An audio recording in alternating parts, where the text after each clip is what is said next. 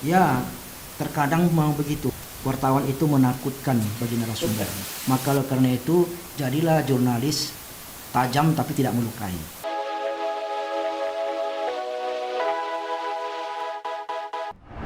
Assalamualaikum warahmatullahi wabarakatuh. Pemirsa, terima kasih berada di channel kami.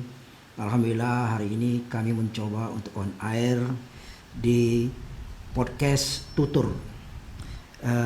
Saya langsung memandu Tutur podcast ini, dan hari ini kita mengundang seorang jurnalis senior di Riau, Bung Abu Nazar Riau, begitu dia dikenal. Dan beliau ini sudah malang melintang di dunia jurnalistik. Saat ini menjadi direktur utama Riau Televisi Network, kemudian juga salah seorang pendiri daripada GZ IDU, sebuah newsroom, dan pernah juga lebih kurang 14 tahun malah melintang di dunia jurnalistik di Riau.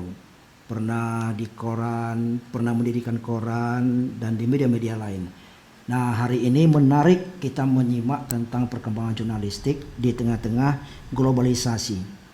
Ini kenapa menarik ini dikupas? Karena jurnalistik hari ini sepertinya sudah milik semua orang.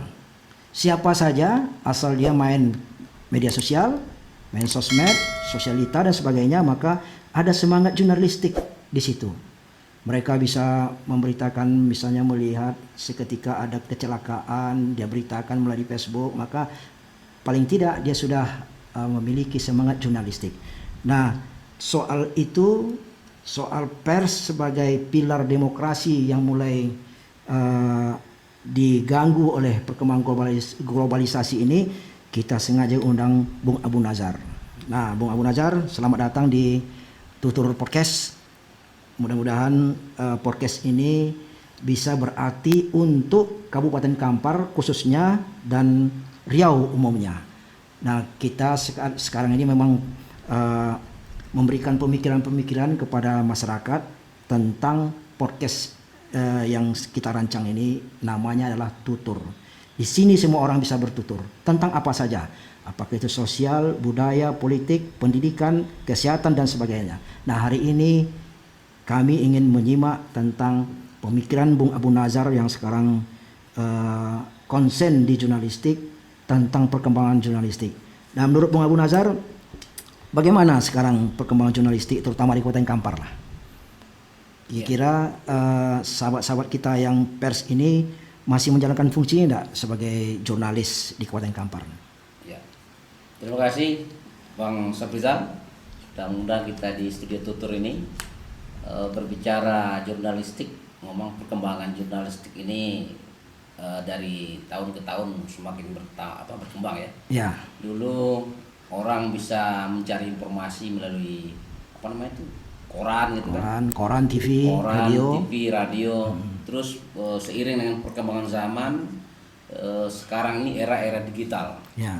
Jadi informasi itu cepat dan cepat ya. Artinya masyarakat tidak ingin lagi informasi itu yang lambat. Ya. Nah, sekarang ini era digital di mana di handphone saja mereka sudah bisa melihat informasi. Ya. Nah, artinya perbedaan antara karya jurnalis dengan media sosial itu agak berbeda kan. Betul. Jurnalis ini kan bisa dipertanggungjawabkan sesuai fakta dan data di lapangan. Ya. Nah, tetapi bagaimanapun setiap masyarakat kita hari ini sepertinya sudah menjadi jurnalis ya Bang ya. Ya. Jurnalis di tengah masyarakat. Hampir semua orang sekarang punya semangat untuk jadi jurnalis. Ya. Jadi media sosial, Facebook, mereka ada kejadian mereka videokan, mereka broadcast ke Facebook dan WA dan sebagainya itu kan. Nah, inilah yang membuat dunia jurnalistik semakin tertinggal. Misalnya sekarang koran tak begitu dibaca orang, karena orang cukup dengan handphone dia bisa menguasai dunia. Seluruh koran ada di dunia. Daripada dia harus berlangganan koran, dia cukup beli paket 100.000, maka banyak koran bisa dia baca. Maka oleh karena itu koran, mungkin sebentar lagi televisi bakal ditinggalkan orang, karena orang bisa buat live streaming. Orang bisa langsung memposting apa yang mereka mau. Betul. Nah, jadi kalau seandainya para jurnalis ini tak cepat memperkuat peran dia, maka saya kira nanti bisa-bisa mereka juga bakal tinggalkan ini. Nah, bagaimana Bung Abu Nazar melihat seperti ini? Ya, jadi memang sekarang ini jurnalis ini harus jeli ya, Pak, ya, harus jeli melihat perkembangan zaman. Artinya ketika mereka mengabarkan informasi, mereka harus berdasarkan fakta dan data yang ada di lapangan, sehingga informasi yang disajikan jurnalis ini bisa dipercaya. Nah, sekarang kan banyak kabar-kabar hoax itu, ya, kabar informasi yang bohong, sehingga tidak bisa dipertanggungjawabkan. Nah, itu. Ya, betul itu. Di situ aja bedanya. Maka perkembangan yang pesat ini akhirnya kan tak bisa juga mereka bebas, karena mereka sudah diikat dengan undang-undang IT misalnya. Undang-undang IT ini kan membuat kita juga tak bisa bebas gitu. Kebebasan yang kita harapkan di dalam dunia jurnalistik itu akhirnya terkat dengan IT. Nah, kendati pun pesatnya globalisasi, saya pikir juga semua orang tak bisa sebebas-bebasnya dalam memberitakan, karena dia nanti akan masuk wilayah hukum. Maka oleh karena itu jurnalis, para wartawan masih bisa menjalankan perannya, karena ada hal yang tidak ada sama kita sebagai sosialita misalnya, tetapi ada pada mereka. Mereka misalnya ada kebebasan melalui undang-undang pers nomor 40 ya, 40 49. Nah, 40 49 diatur di situ pekerjaannya. Kalau dahulu jadi wartawan itu sulit. Saya waktu jadi wartawan untuk mendapatkan kartu pers harus tes dulu di PWI. Dulu satu-satunya organisasi pers yang ada kan PWI. Kalau sekarang kan udah banyak organisasi pers. Kami harus tes dulu mengikuti untuk menjadi anggota PWI. Ada rekomendasi dari koran kita, kemudian kita ikut tes di kantor PWI, dan itu bukan gampang mendapatkan kartu persi PWI itu. Kalau sekarang kan sudah banyak. Betul. Semua orang bisa jadi wartawan sekarang. Nah, kalau menurut Bung Abu, bagaimana kira-kira arah yang harus dilakukan oleh sahabat-sahabat kita wartawan ini sebagai jurnalis dalam menghadapi globalisasi ini? Perkembangan globalisasi yang pesat ini. Artinya wartawan hari ini harus benahi ya, sumber daya manusianya. Betul. Kalau sumber daya manusia wartawannya atau jurnalis ini kurang apa, mereka akan ditinggalkan oleh masyarakat. Artinya kualitas daripada wartawan ini harus ditingkatkan. Apalagi sekarang ini semua orang kan sudah bisa melihat, sudah bisa memperhatikan bagaimana mana berita yang bisa dipercaya, mana berita informasi yang tidak bisa dipercaya. Nah, inilah sebenarnya masyarakat kita harus cerdas. Informasi yang diberikan oleh jurnalis atau wartawan di lapangan. Apalagi wartawan ini harus terikat oleh Undang-Undang Pers nomor 40 tahun 99. Nah, bedanya wartawan dengan kelompok-kelompok media sosial itu kan berbeda. Kalau wartawan ini dilindungi oleh Undang-Undang Pers dan mereka terdaftar di sebuah organisasi wartawan, termasuk perusahaan persnya itu. Artinya perusahaan pers itu ada diwadahi oleh lembaga seperti Serikat Perusahaan Pers, SPS ya. SPS, itu dia.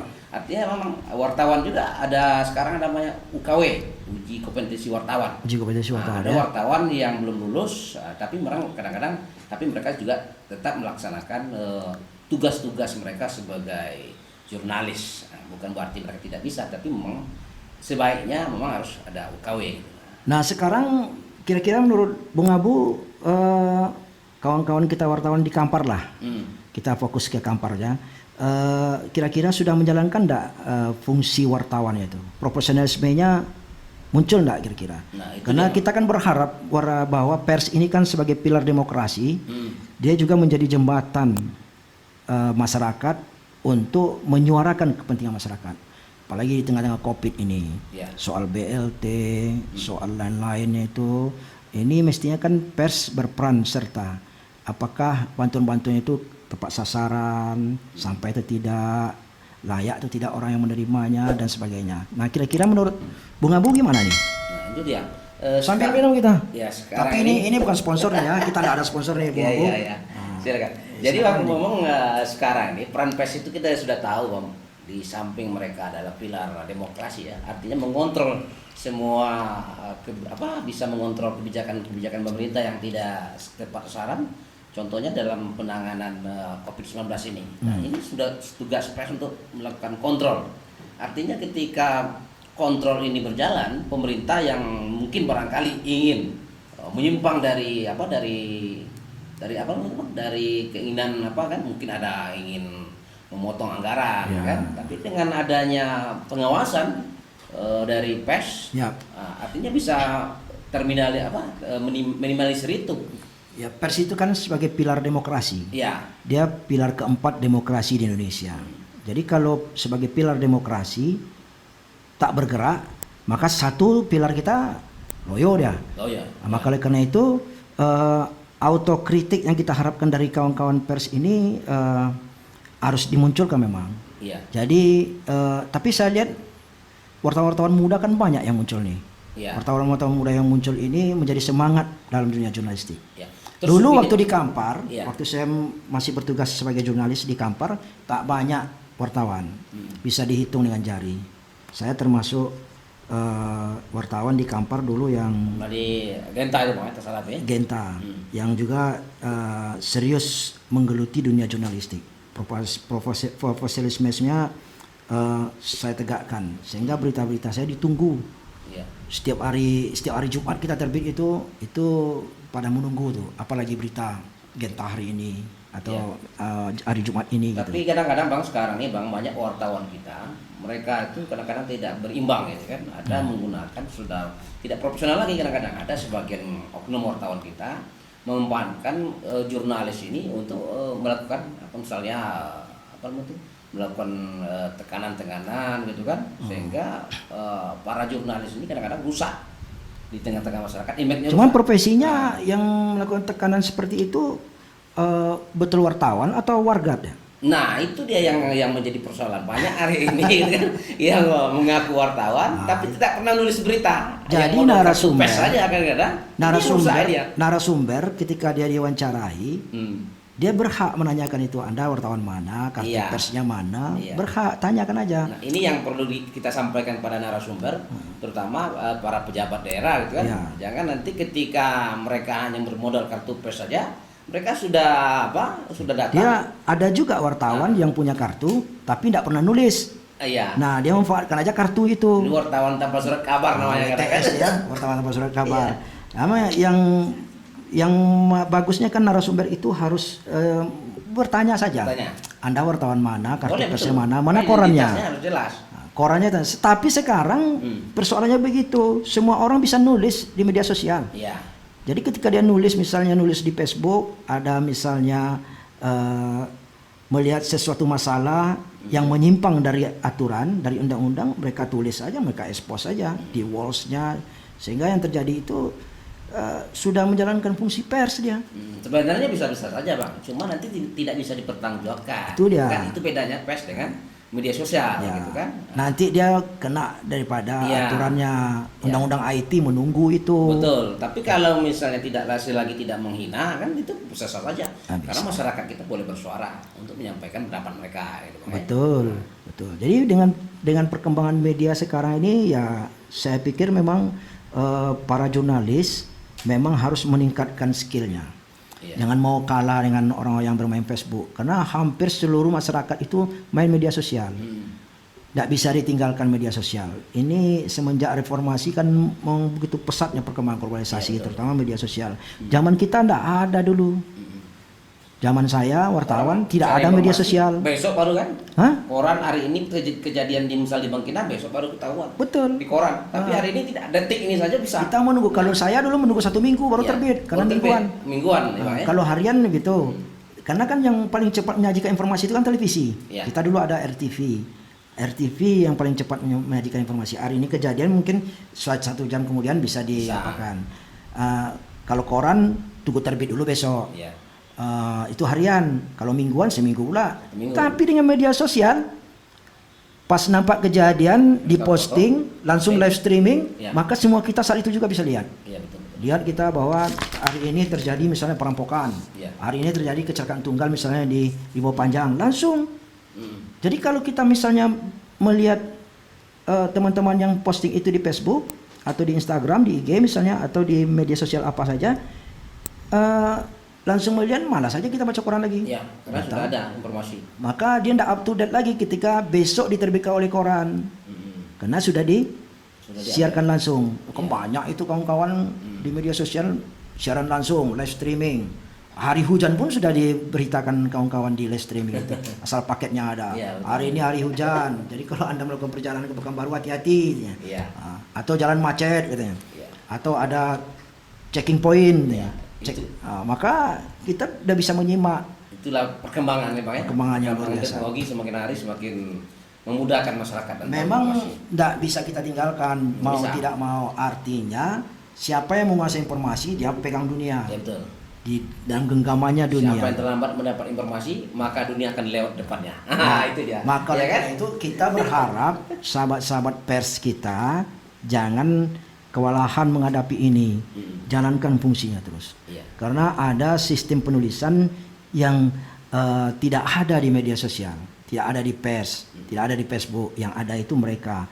Apakah sistem news, kemudian apakah investigasi, itu kan tidak ditemukan kecuali pada hal tertentu. Sekarang kan dengan kebebasan ini, ya ini salah satu kan fungsi pers yang kita jalankan ini. Betul. Kita buat podcast ini kan tidak ada pakai pokoknya buat aja selesai asal kita bisa bertanggung jawab itu.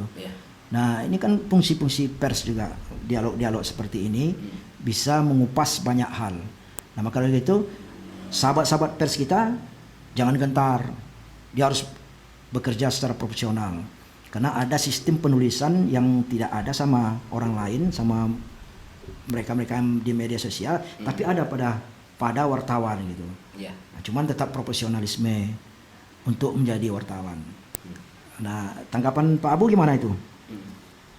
Setuju itu bahwa skill kawan-kawan ini harus ditingkatkan? Iya, harus meningkatkan skill. Kemudian tadi kan sumber daya, wawasan wartawan juga harus ditingkatkan. Kemudian yang paling jadi persoalan hari ini Bang, ada jadi keluhan kawan-kawan kita di lapangan ini kan, wartawan ini kesejahteraan mereka agak kurang diperhatikan. Kan mereka sering berbicara tentang kesejahteraan rakyat, tapi kadang-kadang mereka terabaikan. Nah ini dia, nggak ada standar gaji wartawan, nggak ada sampai hari ini. Ini yang perlu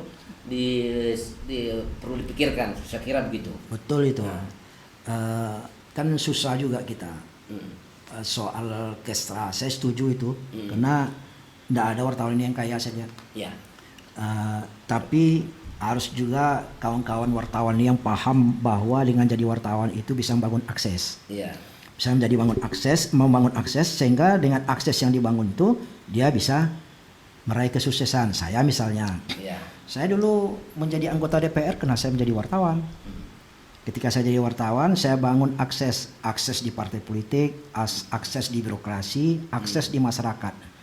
Nah, media pers yang tempat saya bekerja itu adalah wadah menjadi jembatan bagi saya ke sana. Gitu, nah, ketika saya punya peluang bisa menjadi anggota DPR, saya ambil peluang itu dan akhirnya saya jadi anggota DPR. Saya di Riau wartawan pertama di Riau ini jadi anggota DPR. Ketika itu belum ada wartawan yang berani yang bisa masuk ke dalam legislatif. Saya wartawan Riau pertama. Jadi yang masuk di situ. Kalau soal apa itu Bang? Soal kesejahteraan itu misalnya standar gaji wartawan itu zaman Abang ada enggak tuh? Oh, enggak ada. Enggak ada ya? Enggak ada. Standar itu disesuaikan kemampuan ekonomi lembaga masing-masing. Sesuai dengan dulu saya bekerja di Genta. Maka standar gaji saya sesuai dengan keuangan Genta. Dulu kan yang banyak gajinya itu kan di Riau Pos. Riau Pos kan waktu itu kan memang menjadi sebuah koran yang kuat. Kemudian ada satu lagi. Dia ada holding company-nya gitu. Yang perlu kita jurnalis ini perlindungan hukum terhadap jurnalis itu kan. Jurnalis ini kadang-kadang kan mereka menyajikan sebuah berita, ada narasumber yang menganggap kadang-kadang jurnalis ini lawan, sehingga mereka tidak mau bertemu wartawan, trauma begitu. Nah, ini yang menjadi persoalan. Ya, terkadang memang begitu. Wartawan itu menakutkan bagi narasumber. Maka karena itu jadilah jurnalis tajam tapi tidak melukai. Kita boleh tajam tapi tidak melukai. Jadi silakan dikritik kebijakan tapi jangan buat dia tersinggung. Maka kalau itu dilaksanakan tidak ada masalah. Tajam tapi tidak melukai. Bisa enggak kira-kira kita membuat dia tajam tapi orang tidak terluka? Artinya merasa itu mereka masalah dikontrol makanya tidak tersinggung. Kontrol kan? dia Karena apa yang disampaikan oleh jurnalis itu. Jadi kapanpun kita akan dianggap sahabat oleh mereka. Iya, betul. Dan saya sudah praktekkan itu, sehingga saya dengan pejabat-pejabat itu ketika saya beritakan kebijakan dia, Bapak Gubernur dia ketika ketemu kami baik-baik aja, minum kopi. Karena yang kita beritakan lembaganya bukan pribadinya. Ya, itu dia. Tapi kalau menyinggung pribadinya itu dia jadi masalah. Iya, masalah. Misalnya seorang ketua DPR umpamanya kan, ya. Kita kritik kebijakan pimpinan DPRD-nya, bukan pribadinya. Jangan pribadinya, karena enggak perlu juga lah kita menyinggung pribadi orang. Iya, betul. Tapi kebijakannya kita beritakan, tidak ada masalah karena memang itu fungsi kita. Fungsi kita itu fungsi pengawasan, mengawasi mereka. DPR jurnalis itu punya hak penyelidikan kok. Ya. Penyelidikannya bukan penyidikan. Ya. Kita tidak punya hak penyelidikan. Penyelidikan mengumpulkan data, fakta, kita olah itu menjadikan sebuah berita. Ya, gunakanlah 5W1H-nya. Manfaatkan 5W1H itu dalam mengolah berita-berita. Jadi berita itu memang harus berimbang. Kalau tidak berimbang, itulah dia jadi masalah. Ya. Harus balance dia. Memojokkan gitu kan, memojok satu pihak. Artinya ada hak jawab juga lah kita berikan kepada mereka. Betul. Tapi kalau di dunia Facebook kan tak ada itu. Tak ada. Kita memang tidak diatur. Tergantung orang suka tidak suka aja tuh Bang. Ya. Misalnya dia suka dengan ini, dia buat berita baik-baik di Facebook. Kalau tidak suka kadang-kadang dihajar gitu kan. Nah, ini yang terjadi pada hari ini. Ini dia. Dan saya juga dapat memahami kawan-kawan pers kita, terutama di Kampar lah, tentang kewalahan mereka dalam menghadapi dunia globalisasi ini. Yeah. Sekarang misalnya banyak juga kok mereka yang akhirnya membuat lembaga pers sendiri, membuat TV online misalnya. Sekarang kan tidak sesusah dulu. Yeah. Kalau dulu kita mau buat TV, kita bangun tower dulu. Kita bangun tower dulu, itu ratusan juta juga uangnya bangun tower itu. Sekarang cukup dengan kemudian peralatan-peralatannya. Sekarang paket aja modalnya. Ada uang 50.000 beli paket, kita udah bisa buat. Kita tinggal men-saving aja di kita misalnya kita posting di YouTube, linkkan ke IG, linkkan ke Facebook, udah selesai itu. Udah bisa di apa tuh? Udah bisa diakses on dia tuh, on air dia tuh. Nah, ini dia perkembangan yang memang semakin hari semakin menarik. Saya khawatirnya besok lama-lama bisa-bisa habis dunia jurnalistik. Ya kebebasan semuanya aja lagi. Nah, kalau habis tidak habis Bang. Tidak mungkin habis dia. Tidak mungkin habis. Nah, cuman karena itu juga ada aturan sendiri kan. Perkembangan. Cuman dia lama-lama kan para koran-koran ini kan kolab ya. Oh, koran iya. Kalau koran hari ini sudah mulai tidak dibaca orang lagi. Udah mulai hilang dia, tidak dibaca. Langganan koran itu sudah hilang. Seharusnya kan kalau koran ini Bang harus menyajikan informasi yang misalnya tidak pernah diinformasikan oleh media online kan. Ya. Apa-apa yang sifatnya harus dalam bentuk pendidikan kan, memberikan apa terhadap orang. Penyajiannya itu yang harus dirubah lagi kan. Nah, kalau di TV juga lama-kelamaan bisa ditinggalkan juga ini. Iya. Karena memang kalau kita di media ini siapa cepat menyajikan informasi itu dia yang menang. Dulu pers yang paling cepat menyajikan informasi itu TV. TV dan radio lah ya. TV dan radio. Sekarang tidak perlu lagi itu. Facebook lebih cepat daripada mereka. Iya. Masalahnya kalau TV dia harus buat berita juga dulu ke kantor. Buka lagi channelnya, masyarakat harus buka channel lagi. Kecuali siaran langsung dia, kalau siaran langsung biayanya tinggi. Nah, kalau Facebook udah langsung aja diposting. Siaran langsung kami siarkan langsung dari Jalan Ribo Panjang terjadi kecelakaan tunggal, ini misalkan antara ini sopirnya meninggal, ya, korbannya sekian, itu kan dia kembangkan 5W1H-nya. Justru kadang-kadang Bang, video amatir itu, ya kan, itu yang diambil oleh jurnalis, oleh TV-TV itu. Kadang-kadang mereka nggak punya wartawan di sana, video ini bisa jadikan apa? Menjadikan sumber berita. Karena semua orang yang lewat, artinya setiap orang yang lewat di tempat kejadian di TKP itu, pasti dia punya video, punya handphone. Maka dia langsung itu. Ketika dia posting di media sosial, maka itu diambil oleh televisi-televisi. Iya, ini sebenarnya kan pola yang digunakan ada sebagian media itu Bang, jurnalis warga namanya, ya kan? Warga ya. Jurnalis warga sendiri yang mengirim video pada stasiun TV. Ya, nah, makanya lama-lama kan ditinggalkan orang ini, televisi ini. Karena pakai Facebook aja lah gitu. Iya. Bacanya memang dengan perkembangan smartphone ini, Android ini, semuanya ada di situ.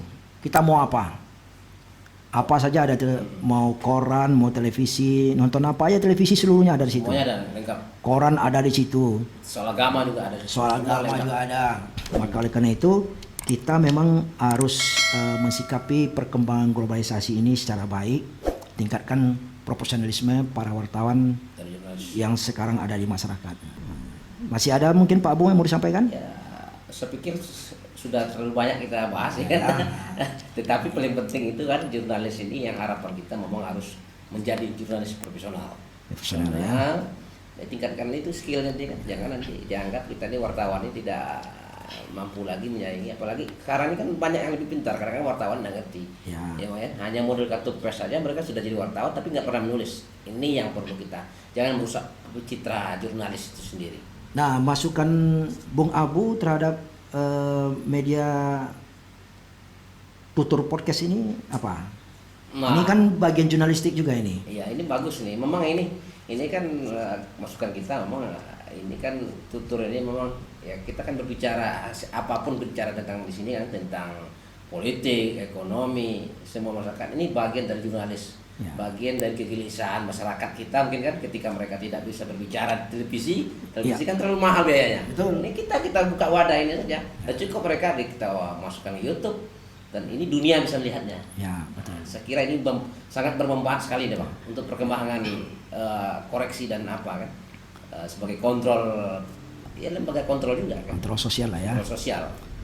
Saudara, tutur podcast ini adalah sebuah wadah yang memang kita lahirkan untuk menampung dan menyalurkan pemikiran-pemikiran banyak pihak, tokoh-tokoh, bisa siapa saja yang berpikir seperti ini dan tidak ada nilai yang lain-lainnya, cuman mengembangkan gagasan dan ide. Saya pikir cukup mungkin dialog kami sore ini tentang jurnalistik di tengah globalisasi, terutama untuk kawan sahabat-sahabat wartawan yang ada di Kabupaten Kampar. Dan tutur ini memang fokusnya terutama memang Kabupaten Kampar dan umumnya Riau, bahkan bisa juga Indonesia kalau pematerinya juga berskala nasional. Demikian, terima kasih atas kepartisipasi saudara yang telah berada di channel kami. Jangan lupa subscribe di bawahnya. Assalamualaikum warahmatullahi wabarakatuh. Waalaikumsalam warahmatullahi wabarakatuh.